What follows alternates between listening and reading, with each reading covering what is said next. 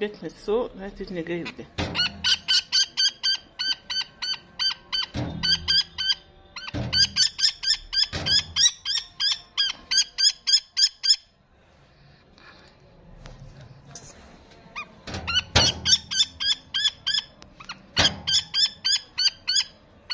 ده نسر يا حبايبي،